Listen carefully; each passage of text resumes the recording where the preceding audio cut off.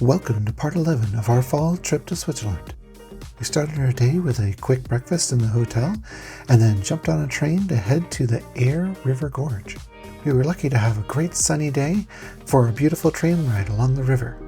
After a few days of spending time in the mountains and a lot of money getting to and from the mountains, we decided to take it easy and just go to the River Gorge hike.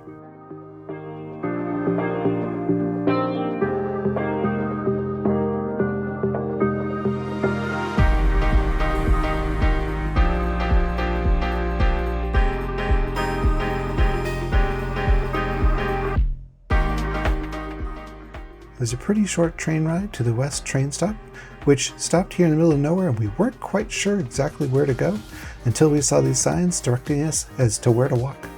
It seems like it's probably pretty busy in the peak season, as it's got a pretty big parking lot and a lot of room for tour buses.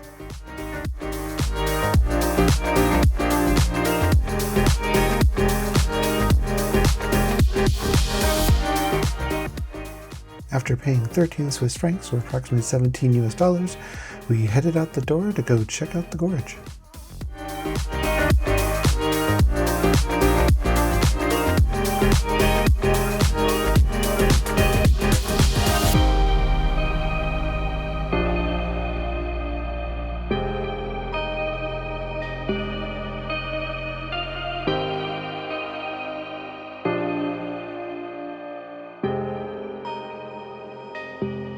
The river rock portion of the gorge was just wide enough for about 1.5 people, not 2 full human beings, and so it got crowded in a really big hurry.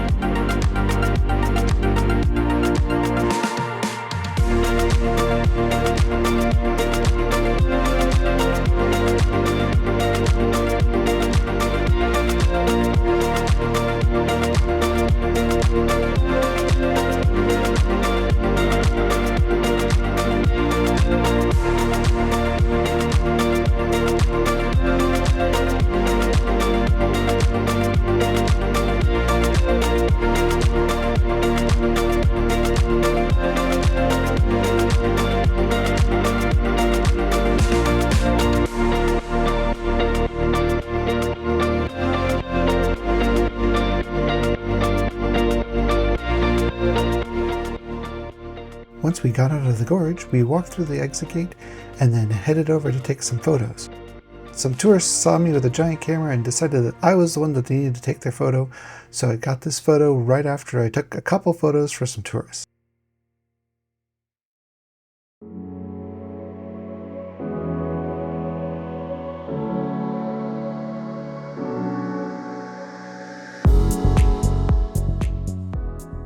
This bridge actually takes you across the water to the East train station. However, we weren't done for the afternoon. It was a beautiful day and we thought we'd get a walk into town. There were a couple more train stops down the way in Interkirchen, so we decided we'd go for a little walk and grab some lunch along the way.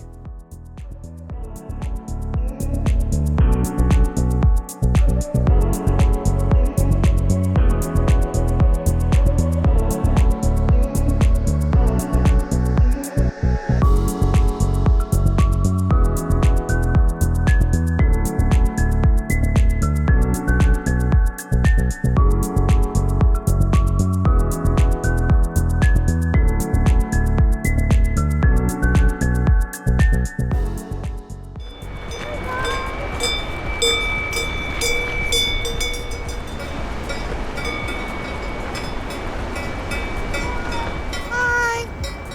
Moo! Moo! Hi, Guy!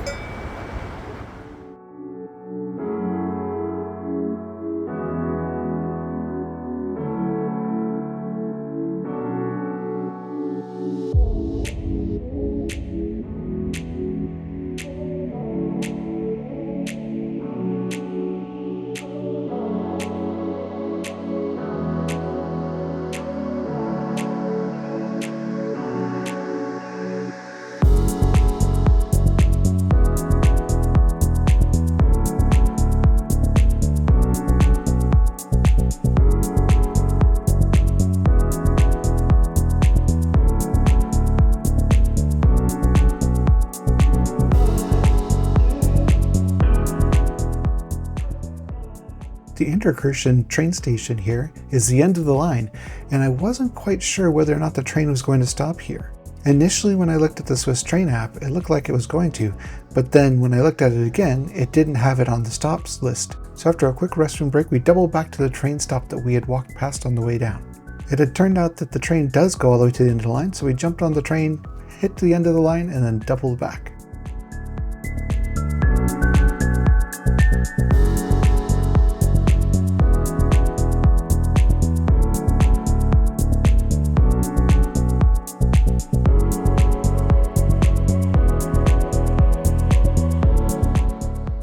If we continued across the bridge, we would have ended up here at the East Station where all these folks are getting on. It's pretty interesting because the lights don't turn on until the train gets there, and then the door opens to let people in. Our day of wandering around wasn't over yet. After dinner, we decided we had enough daylight to do sunset photos at the end of the lake. I had found a good sunset spot on Google, but it was a bit of a walk to get there, and that was the only way to get there was walk because there was no way to rent a bike this late in the evening. We headed out at full speed and tried to make it to the end of the river where it enters the lake before sunset.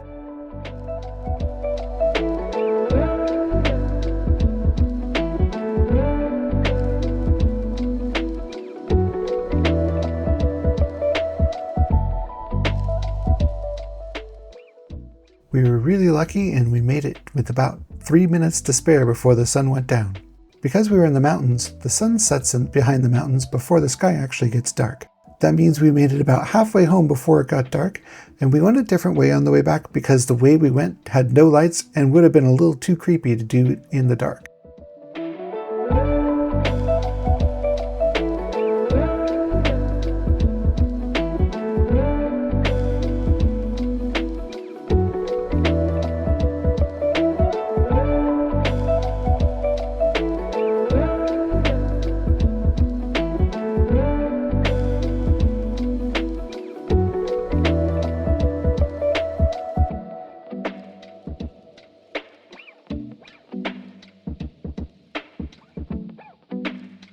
That wrapped up the day for us. In part 12, we head to Thun, Spaes, and Bern for a day trip.